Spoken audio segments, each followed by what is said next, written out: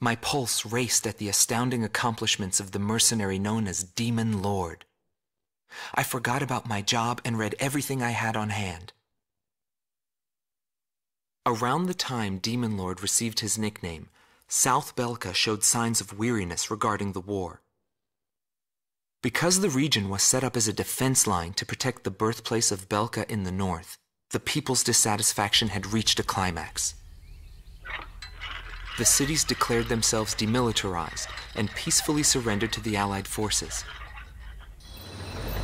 Unable to establish a defensive position, the Balkan army kept retreating to the north.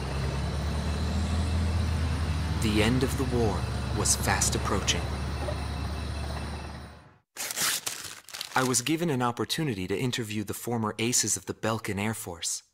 Back then, they were the masters of the sky, and they had also known him. So I crossed the border to follow his trail. I wanted to capture the war and the Demon Lord from their point of view, to capture the voices of those who were there.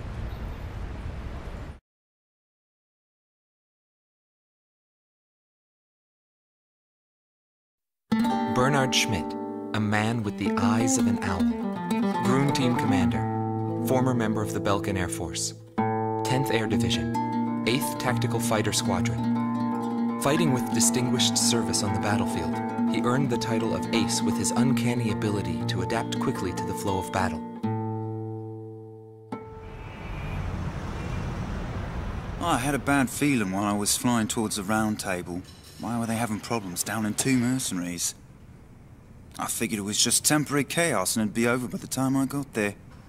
Pilots of the Balkan Air Force are true professionals, but when I saw the situation, I couldn't believe my eyes. I thought maybe my IFF was malfunctioning. There were still 2 enemies on the radar. Everyone else in my squadron had the same reaction. This is really happening. Every now and then, guys like that appear on a battlefield. Someone special, you know? I squint in my eyes and confirm the situation. Check the terrain, air currents, his plane, his maneuvers, and his remaining ammo. I figured I could do it. I knew what I was getting into, but he still outmaneuvered me beyond my expectation.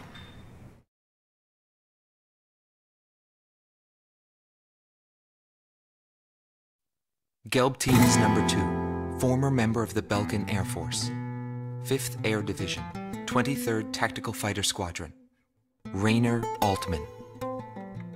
He flew the skies of Directus during the capital's liberation, and he's still there to this day.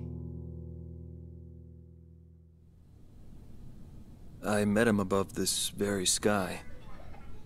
I can still hear the sound of the missile alerts from that day. I received an order to fly to Directus on my way back from an intercept mission on the southern defense line. The order itself wasn't unusual. We kept being deployed from one mission to the next without receiving even the basic maintenance. But the situation was the same all around. We were late reaching the operational space.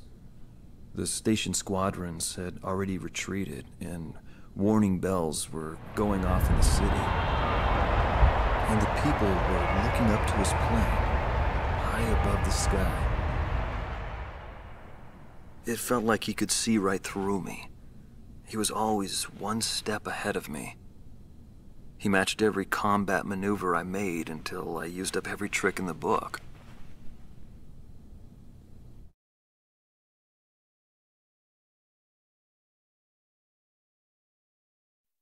Schnee Team Commander, former member of the Balkan Air Force, 22nd Air Division, 4th Tactical Fighter Squadron. Eric Hillenbrand. He never had great ambitions. All he ever hoped for was to make a living as a regular pilot. Today he works as a flight instructor for civilian pilots. The instant he shot me, I pulled the lever. I barely managed to escape from my plane as it burst into flames. After drifting from the blast, I landed below the round table. It was a wide-open, barren wasteland. How long would I have to wait for a rescue party? Radio interference within the round table was fierce. The odds of a distress signal actually reaching anyone was low. I was at a loss for what to do. Anyway, I'd really gone out with a bang this time. I took that as a sign it was time for me to retire. But just then, I heard a roaring overhead. It was his plane. I was jealous of his calm flying form. Rather than wait for the rescue team, I began to walk toward the nearest base. I was driven by desire to get back up there and fight him again. Of course, it did take me 3 days to get there. Every time I flew with him, his skill stood out. He was unstoppable. He would ascertain the situation in an instant and change the tide of battle. He was born for combat. It was no wonder they called him a demon lord. That said, it was hell trying to keep up with him.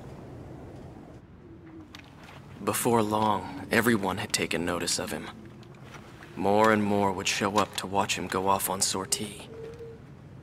Mercenaries or maintenance crew, it didn't matter. People wanted to burn his image to their memories.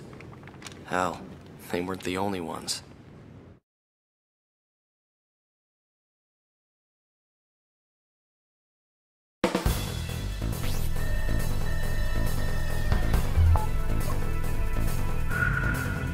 The Belkan forces are beginning to take flight.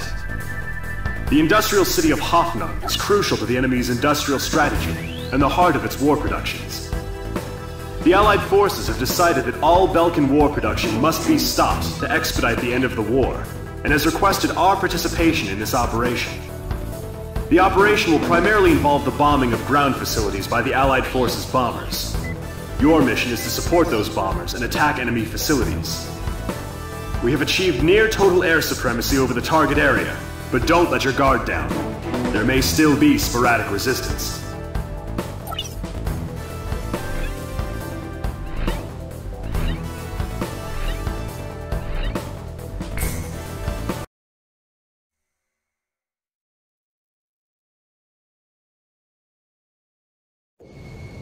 Column 2 to all units. I've confirmed a burning city up ahead. That must mean the bombing started. Cover the Allied bombers. Eliminate all ground and aerial threats. Let's move.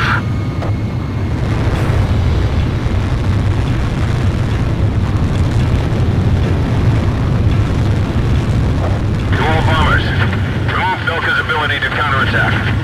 Priority is placed on destruction over accuracy.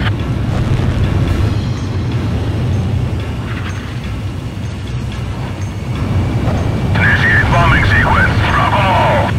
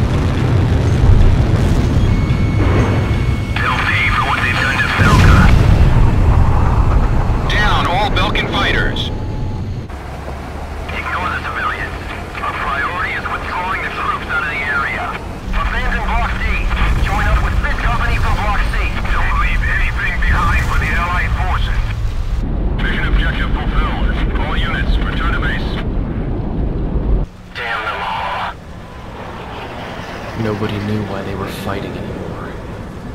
All I felt at that point was sadness for the world. That's why I...